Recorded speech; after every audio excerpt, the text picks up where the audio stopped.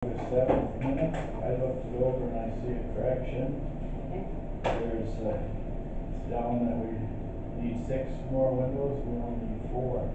Oh, okay. There's 6 left over that they did wrong, they're gonna save that'll work for the south and east side if we ever decide to replace them, but we only need 4. Thank you. Anybody How else? much money we save there? Oh, this is money. Anybody else got any corrections? No. No, so move on. Second? Okay.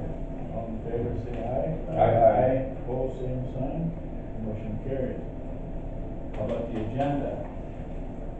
Any comments on the agenda? I would just like to add one item, the Marvin Fire Department. Okay. If we get a chance to just kind of give you a heads up what's happening there. Okay. It's just a discussion. Just a discussion. Motion to approve. So Second. All in favor, say aye. Aye. Opposed, same sign. Motion carried. Okay. Anybody got any public comment? Great. Yeah. Go ahead. First I want to talk about transparency. I see there is a recorder in the room, so we have a videotape that only costs us $200. So I asked about having video of our meetings before, for both planning and zoning and county commissioners. Other counties are doing it, it's transparency, that only costs $200. That right there, the audio can be put online. So there's no reason why we can't be doing this. And then everybody can know what's going on, and they can give input and make the best decisions for our community. The other thing I was here today to talk about was due process. Barriers are being put up all over the place. I've talked about this before. Price of the copies are $1 a piece. It should just go right on the internet. Other counties are putting up their conditional use applications right on the internet. Everybody can look at them. Then you again get the most input and the best information to make the best decisions for our community. Secondly, we're not being allowed to give our planning and zoning board members written or verbal information at the meetings. It's actually unconstitutional. There's freedom of speech. Okay. We went ahead and we tried to do the system of submitting it a week before or earlier and having it posted. That's not working. It's not being posted in a timely manner. I gave you an email thread that shows that things are being posted momentarily or handed off to both boards, commissioners and planning and zoning momentarily, but our stuff is taking quite a while to get up. They do grant that last week when I submitted something, it went up right away. But that was after I attended a planning and zoning board meeting and presented that. So we need that stuff up there as soon as possible. I want to also submit to you, and I only made one of these copies. When we submit things through the internet, we submit it to Todd and Krista, and we don't get replies. That's pretty standard on any emails we send in. But Tracy Rosenberg sent 2 emails, never got a reply on either one, so she sent a certified letter. I would ask that you direct Krista to post, not this part, this is for you. There's proof of a certified letter because we couldn't get she could not get confirmation, and she's working, she can't be here today. But I ask that you have her post this letter that was never posted, and that's from, I don't know, it's in the email thread. It starts, I think, in early August or maybe June. And then I'm also submitting some information from a professional whose report I did not totally understand until I called him. And he's going to suggest in there 35 dBA. And that should also go on the website. And if you would please direct her to do that as soon as possible. Another problem we're having is that some of the planning and zoning board members do not use the internet. And some of them just don't want to sit and read a screen. What's frustrating right now at this point is that there's over 28 letters, 29 letters submitted. There's much more documentation than that has been submitted and hasn't been read. Now they've got a stack of things they have to read because they didn't even realize where to go for this stuff. When a planning and zoning board member asked for it to be printed out, it was directed on a cell phone. how to look it up on the internet. If our planning and zoning board members want something printed out, they damn well better get it. That's ridiculous. Another thing we have is that we are always being asked to give peer-reviewed and well-documented information. You know what? We are trying our darndest. There is some common sense involved here too, but we are trying our darndest to give you guys the best information possible. But we don't see that happening on the wind side. We don't see that happening on any other, we've gone through this with CAFOs. They are not submitting documentation of peer-reviewed reports that show that they're safe, and I'm going to talk about turbines in this particular case, or that they don't hurt property values, public health, or safety. They should have to submit the same things that we have to, and they don't have the reports either. The decommissioning costs of PUC were all theory. There are projects all the way across the United States that have been decommissioned. We don't need theories, we need actual costs. We need actual numbers. And nobody is asking for the actual stuff from them, just us.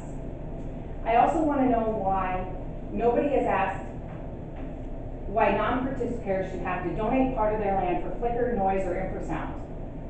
We are getting eminent domain put on our property without the process.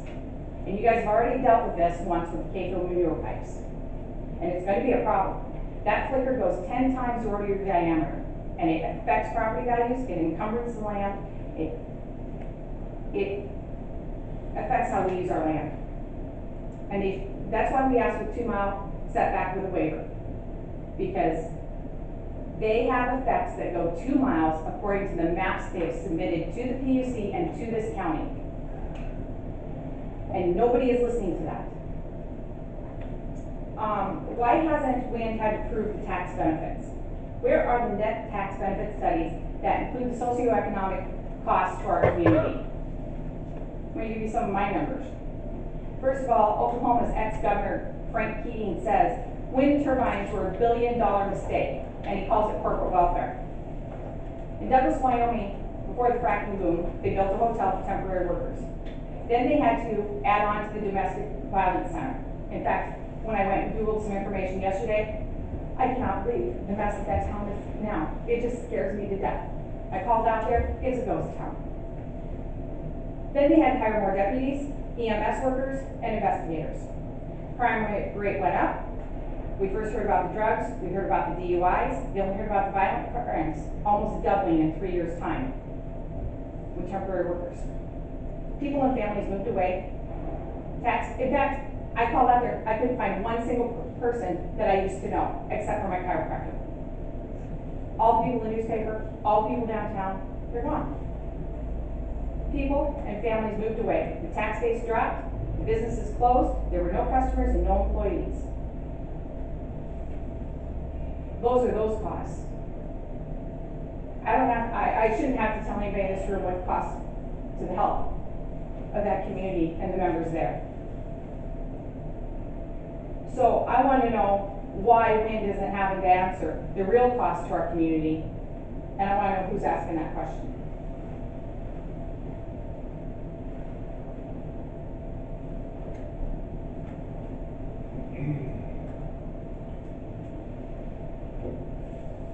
Well, I'm sure that the planning and zoning have their open meetings and chance for the people to comment, you guys on your side as well as the wind company.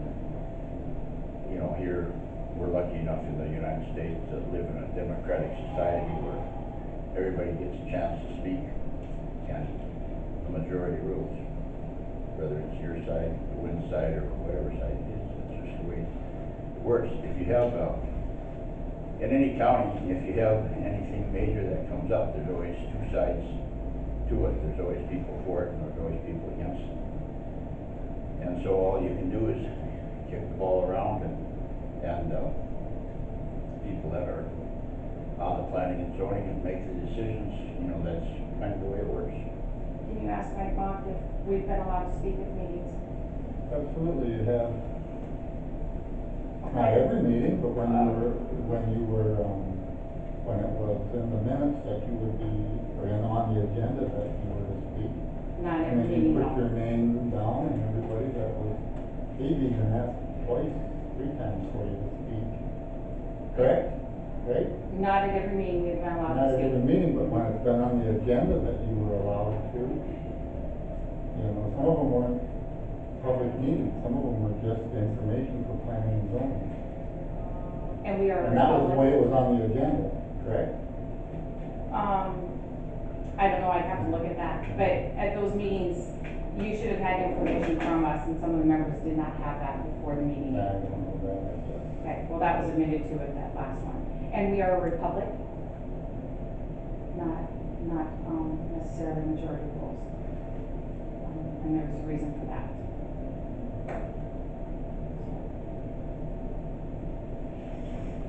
You have a job with public health and safety. That's, if you don't use your authority as zoning, planning and zoning members and county commissioners to do public health and safety, that's the whole crutch of, the whole reason why we have zoning. And if that is not protected and used, then there's no reason to have zoning. There's no legality to even having zoning. You're entitled to your opinion, just like everybody else is, you know. Yes. I mean, you're not God, you know, and you're not right on everything. You know, I mean, everybody's got a right to, present their opinion and the majority rules. Everybody You know, does have a right to and present their opinion. maybe your side will be in the majority. I have no idea. I haven't been to any planning and zoning meetings. I don't really know what's happening there, but, this last, I think this is the first year we have this Luke Mueller that, is taking care of our planning and zoning, and it's costing the county a fair chunk of money, but we thought by having a professional from out of the county, it would treat everybody fairly in the county that, at the planning and zoning meetings, and so that's kind of where we're at. You know, we're doing everything that we can as commissioners to see that everybody in the county is treated fairly, and I believe they are. And I just presented you with information that has not been put on the internet, that should be submitted to our planning and zoning members, and it has not been done, so. And there are barriers to talking and to getting them information to help them make good decisions for our community. The fact of the matter is that they're not even getting the information, and that's an issue. If they get the information and decide to ignore it, then that's one thing. But they're not even getting the information. And that's a problem. That's due process.